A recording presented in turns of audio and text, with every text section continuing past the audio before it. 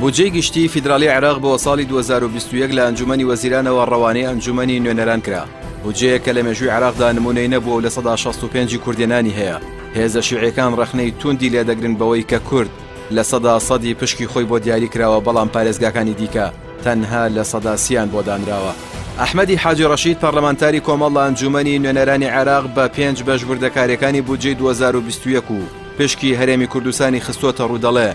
پشکی هەرێمی کوردستان لە مادەی 10 و 11دا باس کراوە کە بە هەردوو مادەکەوە 6 بڕگەیە و تەنانەت باسی قەرزەکانی سەر هەرێمی کوردستان و شێوازی چارەسەریشی تێدایە. بەپێی بڕگەی سێم لە مادەی 11 بودجەی گشتی بۆ ساڵی 2021 عێراق هەرێمی کوردستان پابەند کراوە کە داتا و زانیاری تەواو بداتە وەزارەتی دارایی عێراق.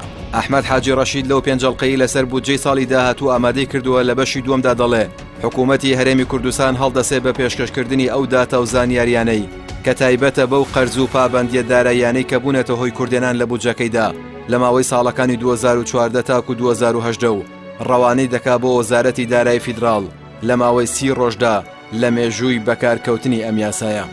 بەشێک لەو قەرزانەی کە لەسەر حکوومەتی هەرێمە بڕی ئەو پاشەکەوتەیە کە لە ساڵی 2014ەوە بەشێکی لە موچەی فەرمانبەرانی بڕیوە. بەپێی داتاکانی ئەحمەدی حاجی ڕەشید وەزارەتی دارایی عێراق بە هاوکاری هەردوو دیوانی چاودێری دارایی عێراق و هەرێم لە ماوەی 90 ڕۆژدا بە قەرزەکانی هەرێمدا دەچنەوە و لەسەر وەزارەتی دارایی فیدراڵ پێویستە کە لەژێر ڕۆشنایی ئەو بەدووادا چوونانەدا پاکتاوی ئەو قەرز و پابەندیانە بکە بە گوژمەی جیاواز. بەپێی یاسا هەرێمی کوردستان بۆی نییە قەرز بکە. پرۆژە یاسای بودجەی 2021 ڕێوشوێنی تایبەتی داناوە تا بزانرێ ئەو 27 ملیارەی حکوومەتی هەرێم و قەرز باسی دەکات چییە و چۆنە و سوودەکانیان چەندە و لەکوێیان وەرگرتووە. بە کورتی دەیانەوێ بزانن کێ قەرزی داوە بە هەرێم. ئایا ئەو قەرزانە پارەی بەرپرسانە بە قەرز دراونەتە هەرێم و هەندێ بانک لەم کارەوە تێوەگلاون یان نا؟ لە ئەنجامی ئاشکراکردنی ئەم قەرزانە بە داتای فەرمی و بڕی سووی سەر قەرز و لایەنی خاوەن قەرز حکوومەتی هەرێم گەورەترین شەرمەزاری بۆ خۆی تۆمارەکە کە تا ئێستا ئەو وردەکاریانە نەدراونەتە پەرلەمانتارانی هەرێم، بەڵام دەدرێتە وەزارەتی دارایی عێراق بۆ ئەوەی لە دوجاردا پەرلەمانتارانی هەرێم لە بەغدا و زانیاریان دەستکەوێت و بەغداد بە شەفافتر دەرکەوێت بۆ هەموو کورد و نوێنەرەکانی و هێزە سیاسەکانی دەژڵێن قەوارەکەمان لە ژێر مەترسیدایە. ئەگەر هەرێمی کوردستان نەیتوانی خشتەی قەرز و پابەندیەکانی بسەلمێنێ کە چەند توانی لە دادگاکان کەیسەکانی نەوت بباتەوە هەر ئەوەندەش ئەم کەیسە دەباتەوە، چەند بەسەرکردی نەیتوانی پارێزەرێک بگرێ بۆ بەرگریکردن لە دادگای فیدراڵ لە ڕیفراندۆمەکە هەر ئەوەندەش دەتوانێت بیسەلمێنێ کە قەرزی کردووە.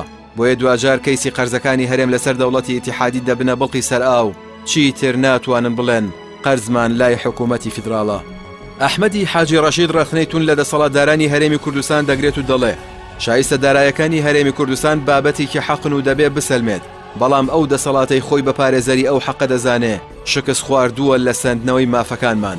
لە کۆتایی ئەو بەڵگەنامە و داتا و زانیاریانەی تایبەت بە بودجەی 2021 عێراق و پشکی هەرێمی کوردستان بڵاوی کردوێتەوە.